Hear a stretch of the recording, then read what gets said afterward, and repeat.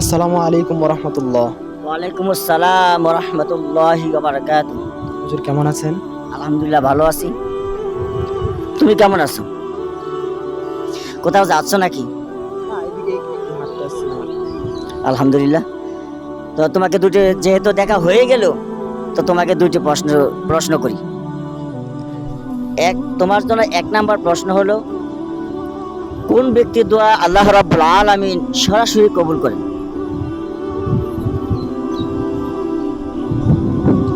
এর উত্তর হচ্ছে পিতামাতার দোয়া মহান আল্লাহ তাআলা সরাসরি কবুল করেন। আলহামদুলিল্লাহ, উত্তর সঠিক হয়েছে। তোমার জন্য দ্বিতীয় নাম্বার প্রশ্ন হলো, কোন মাসে দুইটি সিয়াম রাখলে আল্লাহ রাব্বুল আলামিন পিছনের 1 বছরের গুনাহ ক্ষমা করে থাকেন?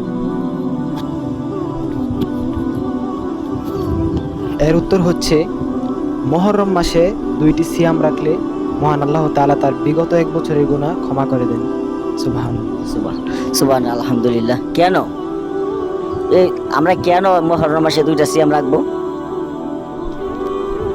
এই দুইটি সিয়াম রাখার মূলত উদ্দেশ্য হচ্ছে মহান আল্লাহ তাআলা ফেরাউনের কাছ থেকে মুসা আলাইহিস সালাম এবং তার সম্প্রদায়কে ওই দিন একটি বড় বিপদ থেকে তাকে মুক্তি দিয়েছেন। এই জন্য আমরা এর শুকরিয়া স্বরূপ মহান আল্লাহ তাআলার কাছে 2 দিন সিয়াম রাখবো ইনশাআল্লাহ।